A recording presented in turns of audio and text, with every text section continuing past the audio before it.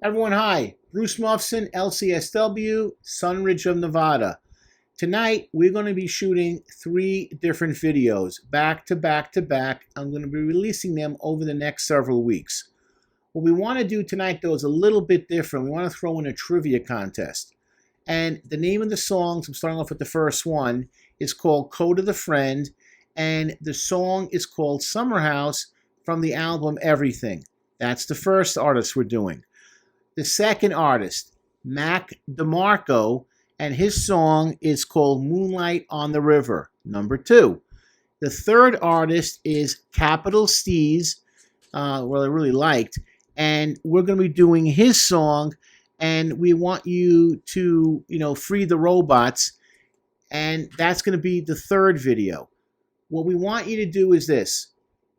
We want a listener to come in and tell us what one thing do all 3 of these artists have in common. The one thing that all 3 of the artists, Kota the Friend, Mac DeMarco, Capital Steez, what is the one thing that all 3 have in common? What we're going to do is we're going to take then all the people that get it correct. We'll have a drawing. The winner will be one person. We'll get a 30-minute session with me, talk about anything you want that we will do online. So again, listen closely. You know the 3 artists, and that's where we're going to go. And now I'm going to get into the song, break it down, and talk about the artist and why I really enjoyed his music. Kota the Friend, I really enjoyed because the song is very interesting. It's a very breezy and light type of song. And the intro is, "Hello, did you miss me? I miss you, I'm back." And to me, it was very breezy and light. It reminded me of listening to something like this with a picture of a sangria or gin and tonic. Just very calm, relaxed, summertime music. Now, there was a comment made that what was Summerhouse about? And it serves as an intro to Everything, the album, which has him, Kota, updating listeners since his last project, talks about life, relationships, and what everything is about, hence the album title. And it was also someone wrote, a chill wave beat with a very easygoing flow and chorus. 100%, I can't agree more. What we do, as you guys know us from our videos beforehand, I just take out specific lyrics that I like to break down. I'm not going to break down the whole song. And then I want to talk about him in general, because there are some things I found about him that were very interesting, particularly his stance on mental health. So here we go. The song is Summerhouse from the album Everything. He goes like this: open your mind, turn on the vibe, and get off the internet. What he's saying, quite honestly, of course, is be a participant in life. Don't be on the sidelines. That's something that we stress all the time in our counseling and in our videos. Be active. You're going to get bloodied. You're going to get knocked down. Trust me. But when you're on the sidelines, when you look at the guys after the game, they'd have no grass stains on them. There's no dirt on them. There's no mud. There's no tearing of the jersey because they weren't involved in the game. Be involved. Get out there. Okay. Next, he had a great... I'm gonna throw this out there. I wasn't sure if I should, but I say, screw it. I want to go out there with it. He goes, "I'm my father's child with a better vision." That line was very intriguing to me. I'm not sure what that was referring to. If anyone could tell me about his childhood, I'd appreciate it. I did a lot of looking on interviews and online. What does he have a father? Is his father alive? Is he in his life? What happened to his father? I'm just kind of curious because it really would give me a lot more insight into his thinking and how he looks at things. Because he does this. I'm not going to talk about the next line, but he goes, and I really like these 3 lines. I'm going to steal it. "And the bed I made is the bed I live in. I could get a house with a better frame and a better kitchen, but the bed I made with my bad decisions gonna remain the same." Beautiful. That, to me, was the best part of the song for me. Read it one more time. "And the bed I made is the bed I live in. I could get a house with a better frame and a better kitchen, but the bed I made with my bad decisions is going to remain the same." Wow. To me, it screams out the choices you make, both good and bad, are going to follow you throughout your life. You know, we always talk about like second chances, redo, do over, but choices that you make, both good and bad, they follow you. And I have to say, at my age, being 57, I made a lot of bad choices. And I'm closer to the end of my life than the beginning. And what I counsel people, when I talk particularly to young people, is your whole life, like a tapestry, like a painting, is right in front of you, still needs to be filled in. But fill it in with the right colors, with the right experiences. Don't fill it in with self-destructive behavior. Make good choices. So when you look back on your life, you say, I married well. I had a good career. I gave back to my community. I was a good father. I cared about my family. I volunteered. I made the world a better place than when I found it. I picked up trash, whatever. So I love the way he says that. The bed, it remains the same because it follows you. You can't escape it. So I just like what he did with that sequence. He really did a nice job with it. And finally, on the outro, the last part, it goes like this. Because everything, you know, the album is everything, everything, everything. What means everything to me is love. Everywhere I go, everywhere I do, everything I do, everywhere I am. There has got to be love. There has to be positive vibes. All right, I wanted to focus on this because I wanted to say this. This is a skill you have to learn early in life. You got to learn not to personalize things. If you do, you're going to have a hard time getting through the day. And I know it. I know it's hard. It's very hard to do. Not to personalize. If someone says something negative about you or bad about you, makes you feel stupid. But you got to learn to let it go and go in one ear and out the other and not let it affect you. If you're doing the best you can, it slides off like water. You got to let it go in one ear and out the other. You can't personalize things that people are going to say to you or about you. If you did the best you could, if you gave the best effort, let it go. They may be saying it out of ignorance. They may not have enough knowledge of the situation. Let it go.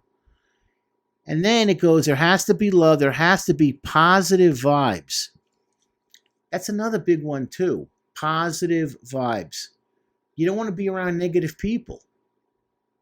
I got to say this. You know, I remember when I was a kid, if I walked into Madison Square Garden to watch the Knicks play, I got pumped. It was exciting. I was looking forward to the game. If I walked into that time Shea Stadium, now it's called Citi Field, when the Mets played, I got pumped. I got excited. When I walk into a gym still now, I'm excited to be there. It's positive. The game's about to start. I'm looking forward to it. When I come here to make these videos, it's positive. Yeah, you know what? I can honestly say the last 2-3 weeks of my life have been extremely difficult for a lot of different reasons. I've been pedal to the metal, humping and pumping, trying to get stuff done, dealing with a lot of craziness. But when I walk in here, I'm excited because it's positive energy. I don't want to get too deep into that, but I'm excited to be here. This is what I want to be doing. This gets me excited. When I see my producer, it's powerful. It's energy. Let's do it. Let's do it. Let's do the next one. When I see another video pop up and I see comments and I see things I can answer back, I'm excited. It's positive. So stay away from negative situations and negative people. If they doubt you, if they're not pushing you forward, they're not making you feel good about yourself, run, run, run. You don't want to be around them. We always say, trust your spidey sense, right? This is what's important and what you need to listen to. If it doesn't feel right, run. Get away from it. Only be around positive people and positive situations. Because it goes, life is too short for anything negative. Negative meaning self-destructive. You're going to have situations that are going to happen to you that you can never predict. Trust me, I know that from life experiences. Here's something that just happened to me just recently, yesterday. I went to my car and my back door was open slightly. I'm like, whoa, what happened here? Here's what happened. I have a key fob and I clicked it. I didn't click it twice. My locks were still open. and I park at the edge of the parking lot where I work. Someone came by, noticed it, and they went through my change area. You know, normally you would have like you put like little things like tissues and pens, have a little thing on top for change. The guy took all my quarters, and I saw my glove compartment was open, and she went through that as well. You know what I said? Great. I wasn't even angry. He didn't smash my car up. He didn't destroy the inside of my car. I need my car for another 2 more years. He just took about $3, $4 worth of quarters. He left behind the dimes, nickels, and pennies. I didn't really care. $5? It was cheap. I was grateful. I just fixed up what I needed to fix up, put stuff away. I had papers that he could have taken that would have been really devastating to me. That wasn't taken. Let it go. Let it go. It's not that big a deal. There are other things to get more worried about. And anything that you don't love, so for me, love is number one. It means everything. I get it. That's what you want to be around. Now, I want to talk about him a little bit because I found him kind of interesting just listening to him talk in different interviews. And this is from an interview with Damon Campbell. He says he talks about moving on, not having regrets. Good. And even people that have hurt you, he says, don't hold it. Let it go. When you hold that anger inside you, it eats you up like a cancer. And I've known people that have done that. 40 years later, they're still like, when I was in 6th grade, I should have been the head of I should have gotten the part in the school play. He took it from me. Where she wore the dress I wanted to wear at the prom. Angry, 40, 50, seething, 40, 50 years later. Who cares? Okay, this guy is talented. He got a scholarship to play trumpet in college, and the guy can do everything. I didn't realize how good he is with music. He can play, forget the trumpet, but guitar, keyboard, and bass guitar. God. He said he had to pay his dues. It makes him humble because he struggled. He wasn't a big shot, moving up. It took time. He goes, nothing is guaranteed in life. So true. He's happy where he is right now. He goes, hey, I've climbed to a certain level. I'm grateful. Got a refreshing attitude about him. He's not like jaded. He's excited. He enjoys touring, likes meeting people. And then he goes into a mental health sequence where he says, everyone deserves to be understood. Be inclusive. Let everyone feel they have a seat at the table. Everyone has trauma and they're trying to get through it. He talks about mental health issues, how it affects people. Everyone has trauma and is trying to get through it. Hey, brother, truth. Everyone has something going on in their lives. Hurt people hurt people. Good point. People that, do destructive things, a lot of times I pity them. I feel bad for them because they hate themselves. That's why they have to lash out at other people. And they're lonely, they're miserable, and they're bitter. Who wants to be around that? But they were made that way. He's very, very introspective. And he made a comment that he wants to see his music help people mentally, emotionally, and spiritually. And he wants people to learn how to understand each other. And very down to earth. And guess what? He went to the Brooklyn High School of the Arts, which is a pretty prestigious place to learn about music. So impressive where he went to from high school to college. Last point, the album Everything. His thoughts on why he made the name. He goes, he wanted people to do this. What means everything to you? What does having everything mean to you? What does it mean to have everything? 3 questions. Because he wanted to do with manifesting the things you want as an individual and only speaking good things. And for me, meaning himself, he said, all the things that I want, what means everything to me, what's important to me, and what I put before everything else. My age, what I want is for my kids to be successful. That's number 1 for me. My kids are the most important thing in my life. Everything else, not even close. That's really it. And also number 2 is being financially stable. That's my biggest fear in life because I grew up fairly poor. So being financially stable, taking care of my kids is number 2. And if I have to eat it, you know what I'm saying? Like, hey, suck it up, apologize.